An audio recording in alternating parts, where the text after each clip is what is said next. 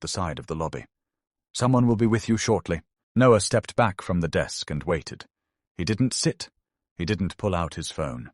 He just stood there, his hand resting on the handle of his suitcase, his son's drawing peeking out from the side pocket. Noah glanced down at it now, and something in him settled. He thought about what he would tell his son when they talked tonight. He thought about what kind of example he was setting, and he decided, right there in that gleaming lobby, that he wasn't going to pretend this was okay.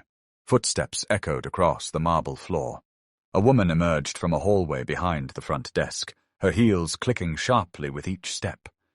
She wore a tailored blazer, her hair pulled back in a tight bun, her expression already set in a mask of professional irritation. She stopped a few feet away and looked Noah up and down, her gaze lingering on his worn sneakers and faded shirt. Her lips pressed into a thin line. "I'm Sophie Langford, the operations manager. What seems to be the problem?" Noah met her eyes. He kept his voice steady. "I'm just trying to check in. I was told I need to wait 2 hours, but another guest who arrived at the same time was checked in immediately. I'm asking for the same treatment."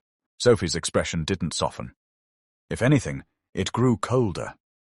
She glanced at the receptionist, then back at Noah, and when she spoke, her tone carried an edge of impatience. "Mr. Whitman is a VIP guest. He's been with us for years and spends a considerable amount here. Our policies allow for early check-in for loyalty members. You, on the other hand, booked a standard room. If you're unhappy with the policy, you're welcome to cancel your reservation." Noah felt the shift in the air. This wasn't about policy. This was about judgment, about assumptions, about the way she had looked at him and decided he wasn't worth the effort. He took a slow breath. "I'm not asking for special treatment. I'm asking for respect. I paid for a room. I drove 3 hours to get here. I'm tired, and I'm being told to wait while someone else gets immediate service. That's not a policy. That's discrimination." Sophie's jaw tightened. Her eyes flashed with something sharp and defensive. She took a step closer, lowering her voice but not her intensity. "Discrimination? You think this is discrimination? This is a 5-star resort. We cater to a certain clientele. If you can't understand that, then maybe this isn't the right place for you." Noah didn't move. He didn't raise his voice. He just looked at her, letting the silence stretch between them. Around them, other guests had started to notice. A few slowed their steps. Someone near the lounge area glanced over, phone in hand. Sophie seemed to realize she had an audience, and instead of softening, she stiffened. She crossed her arms. "I don't have time for this. If you want to complain, you can file a formal review online. Otherwise, you'll wait like everyone else." Noah reached into his pocket and pulled out his phone. His fingers moved calmly across the screen, opening his contacts. Sophie watched him, her expression caught between annoyance and curiosity. "Who are you calling?" she asked, her tone mocking. "Your lawyer." Noah didn't answer. He lifted the phone to his ear, waiting for the line to connect. Sophie's patience snapped. Her face flushed red, her hand trembling with barely controlled rage. Before Noah could speak into the phone, she raised her hand and slapped him hard across the face. The sound cracked through the lobby like a gunshot. The entire space went silent. Guests froze mid-step. Staff members stared, mouths open. Even Mr. Whitman set down his orange juice and watched with wide eyes. Noah's head had turned slightly from the impact, but he didn't flinch. He didn't rub his cheek. He just straightened slowly, his expression cold and unreadable. The line clicked, and a voice answered on the other end. Noah spoke, his words clear and measured. "I need you to terminate Sophie Langford, effective immediately, and I want the entire front desk staff on this shift replaced. I'll explain when I get upstairs." Sophie stared at him, her face frozen in disbelief. Then she laughed. It was a short, sharp sound, full of derision. "Who do you think you are? You can't just—" Her phone rang. The sound cut through her words like a blade. She pulled it from her pocket and glanced at the screen. Her face went pale. The name on the display read, Executive Office. She answered, her hand trembling. Hello? Noah watched as her expression crumbled. Her eyes widened. Her mouth opened, then closed. She looked at him, then at the phone, then back at him.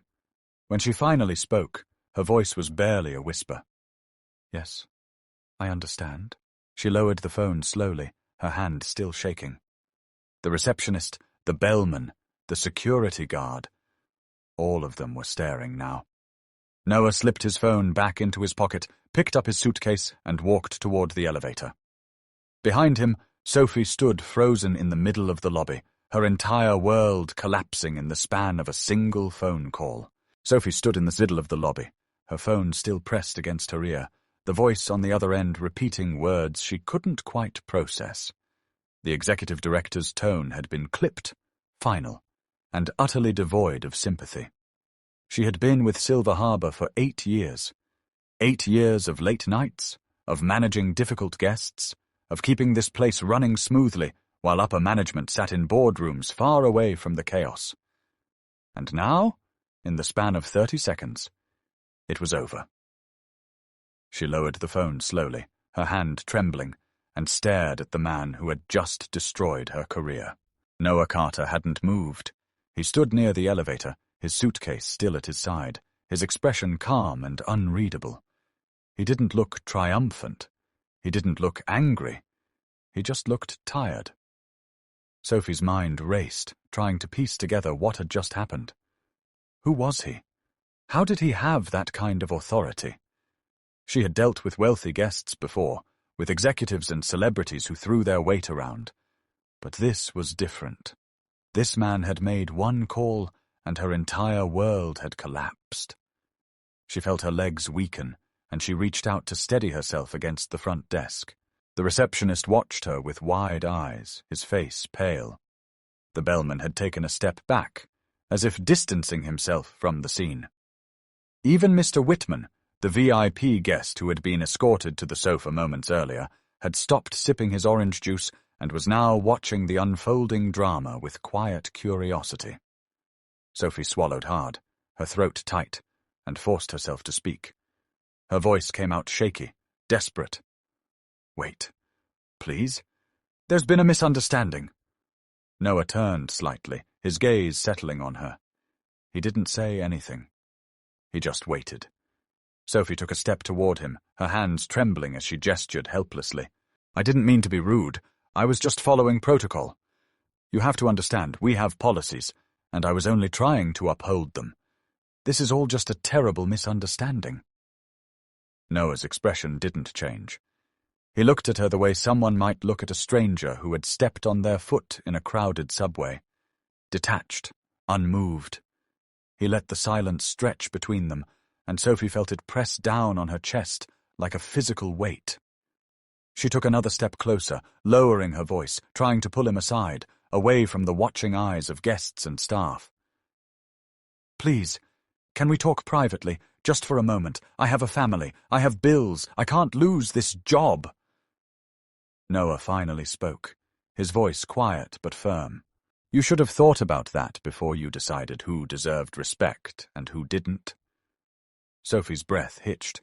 She wanted to argue, to defend herself, to explain that she had been under pressure, that the board had been breathing down her neck about revenue, that she had been told to prioritize high-spending guests. But the words stuck in her throat because she knew, deep down, that none of it mattered. She had looked at Noah and made a judgment.